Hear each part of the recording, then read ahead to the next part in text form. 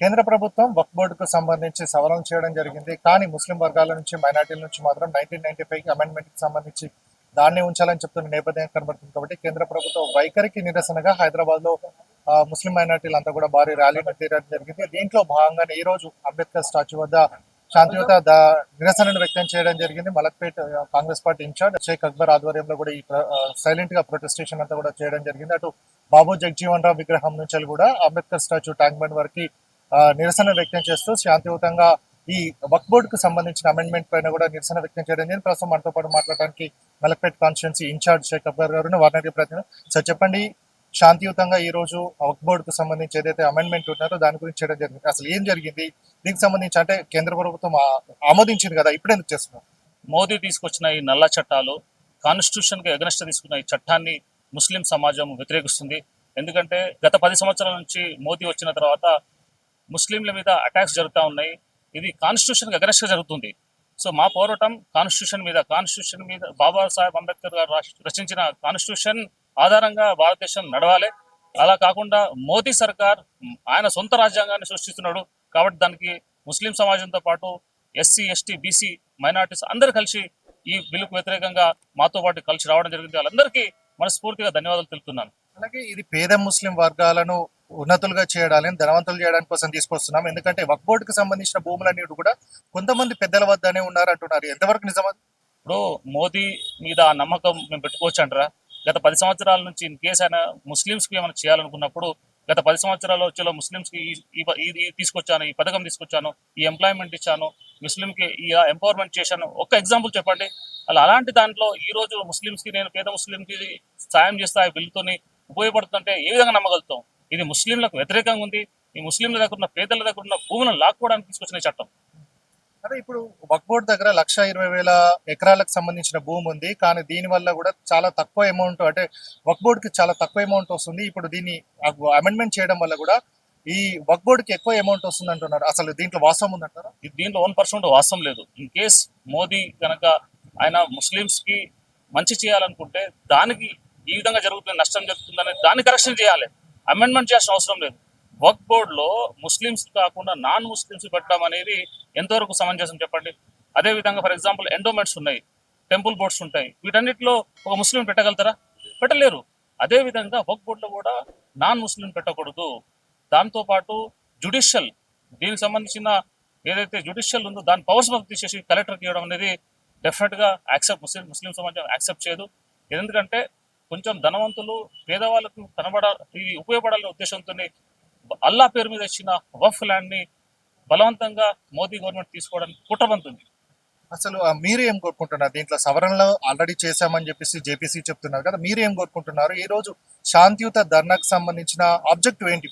ఇప్పుడు జేపీసీలో 44 అమెండ్మెంట్స్ ఈ విధంగా చేయాలని రికమెండేషన్ చేసింది. బట్ ఒక్క రికమెండేషన్ కూడా యాక్సెప్ట్ చేయలేదు. మోదీ ఏమైతే కావాలనుకున్నాడో, బీజేపీ, ఆర్ఎస్ఎస్ ఏమైతే కావాలనుకున్నా వాళ్ళకు అనుగుణంగా మాత్రం అమెండ్మెంట్ చేసే తప్ప ముస్లింస్ కి ఫేవరబుల్ గా, పేదవాడికి ఉపయోగపడే విధంగా అమెండ్మెంట్ చేయలేదు. కాబట్టి 1995లో ఏదైతే యాక్ట్ అమెండ్మెంట్ అయి ఉన్నదో యాజ్ ఇట్ ఈస్ గా ఉండాలని మా డిమాండ్. సో ఈ రోజు మీ ఆధ్వర్యంలో భారీ ఎత్తున చేయడం జరిగింది. అంటే ఎన్ని రోజులు పట్టింది అనుకున్నట్టు? అంటే మొన్ననే అమెండ్మెంట్ అయింది కదా, ఈ రోజు ఇంత భారీ ఎత్తున, అంటే మనం చూసుకున్నట్టయితే ట్యాంక్ బండ్ పరిసర ప్రాంతాలన్నిటి కూడా వక్ఫ్ బోర్డుకు సంబంధించి ఏదైతే కేంద్ర ప్రభుత్వం తీసుకున్న నిర్ణయానికి వ్యతిరేకంగా చేయడం జరిగిందా? ఇంతమందిని మమేకం చేయడానికి అసలు ఎట్లా చర్యలు తీసుకున్నాం? ఇది ముస్లిం సమాజానికి తెలుసు. మోదీ కంపల్సరీ దీన్ని యాక్ట్ చేయబోతున్నాడు అనే విషయం అందరు తెలుసు. దాన్ని ముందుగానే మేము పసిగట్టి, నేను, మా కార్వాన్ కంటెస్టెడ్ ఎమ్మెల్యే ఉస్మాన్ హల్హజ్రీ గారు, మా ఫైమ్ ఖురేషి గారు, మేము అందరం కలిసి ఇది ముస్లింస్ అగెనెస్ట్ గా ఈ చట్టాన్ని తీసుకురాబోతున్నాం. మేము అందరికి ఎడ్యుకేట్ చేసి, district wise, village wise, mandal wise మేము అందరికి ఎడ్యుకేట్ చేసి వాళ్ళందరినీ ఈ విధంగా మనకు ముస్లిం సమాజానికి నష్టపడుతుందని చెప్పి ఫలానా రోజు మనము ఈ ప్రొటెస్ట్ చేద్దాము, పీస్ఫుల్ ప్రొటెక్షన్ చేద్దాము, కాన్స్టిట్యూషన్ మనకు ఇచ్చిన అధికారాన్ని మనం ఉపయోగించుకుందామని మేము కాల్ చేయడం వల్ల 2 నుంచి 3 నెలల సమయం పట్టింది. ఈ విధంగా మనం పబ్లిక్ కి ఎడ్యుకేట్ చేయడానికి మేము ఇచ్చిన ఒక్క పిలుపు మేరకు ఇంతమంది, వేల మంది ఈరోజు ట్యాంక్ బండ్ ని ముట్టడించడం జరిగింది. ఇది ప్రజల విజయము. ఇది ఒకటి ముస్లిం విజయమే కాదు, కాన్స్టిట్యూషన్ సాధించిన విజయం అని చెప్పగలుగుతాను. సో నెక్స్ట్ స్టెప్ ఏ విధంగా ఉండబోతుంది? ఈ రోజు మౌనంగా శాంతియుతంగా మీ ఉద్దేశం ఏంటో చెప్పడం జరిగింది. నెక్స్ట్ ఎట్లా ఉండబోతుంది? ఈ బిల్ వాపస్ తీసుకున్నంత వరకు మా ప్రొటెస్ట్ ఉంటుంది. ఇది ఆరంభం మాత్రమే. ఇలాంటి చట్టాలను ఇమీడియట్ గా వెనకకు తీసుకోవాలి. మోదీ గనక ముస్లింస్ గురించి ఆలోచించి ముస్లిం సమాజానికి ఏదో ఒకటి న్యాయం చేయాలనుకుంటే మాత్రం ఇమీడియట్ గా దీన్ని ముందు వాపస్ తీసుకున్న తర్వాత ఎస్ మీరు నచ్చుతలేరు, మీరు అపోజ్ చేస్తున్నారు, అందరు కలిసి అపోజ్ చేస్తున్నారు కాబట్టి మీకు అనుగుణంగా నేను ఉంటానని Modi government, BJP government immediate గా ఈ బిల్లుని వాపస్ తీసుకోవాలి. అలాగే జ్యుడిషియల్ కి సంబంధించి అన్నారు, ఇది కలెక్టరేట్ కి దగ్గర అంటే రెవెన్యూ సిస్టమ్ లో పోతుందని చెప్పేసి దాని మీద ఏమైనా అభ్యంతరాలు? ఇప్పుడు వఫ్ అనేది ఇండివిజువల్ బాడీ, ఎందుకంటే ల్యాండ్ అనేది ఏదో గవర్నమెంట్ ఇచ్చిందో ఎవరు ఇచ్చింది కాదు. ఇది పేదల గురించి దానం చేసిన ల్యాండ్ ఇది. దీన్ని వాళ్ళ జ్యుడిషియల్, మీరు ఫర్ ఎగ్జాంపుల్ రెవెన్యూ డిపార్ట్మెంట్కి ఇచ్చినప్పుడు రెవెన్యూకి సంబంధించిన గవర్నమెంట్ సంబంధించిన వేల ఎకరాలు, లక్షల ఎకరాలు ఆల్రెడీ కబ్జా అయిపోతేనే రెవెన్యూ డిపార్ట్మెంట్ ఏం చేయలేకపోతుంది. ఇలాంటి ప్రాపర్టీస్ వక్ఫ్ ప్రాపర్టీని ఏ విధంగా ఈ రెవెన్యూ డిపార్ట్మెంట్ కాపాడుతారు మేము నమ్మగలుగుతాం?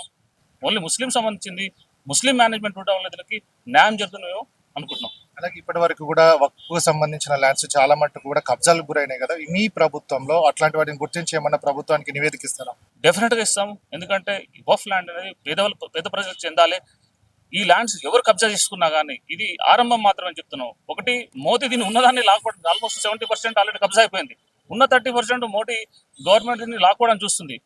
దాంతోపాటు ఈ మా పోరాటం ఇక నుంచి ఎవరైతే కబ్జా చేసుకున్నారో వఫ్ ల్యాండ్, ఎవరైతే మన ఆధీనం తీసుకొని ఎవరైతే అనుభవిస్తున్నారో డెఫినెట్ గా వాళ్ళందరి మీద మేము పోరాటం చేస్తాము. వాళ్ళందరి మీద పోరాటం చేసి వాళ్ళకున్న కబ్జా చేసుకున్న ల్యాండ్స్ డెఫినెట్ గా ప్రతి పేదవాడికి ఉపయోగపడేట్టు మేము చేయడానికి మా ప్రయత్నం చేస్తాం.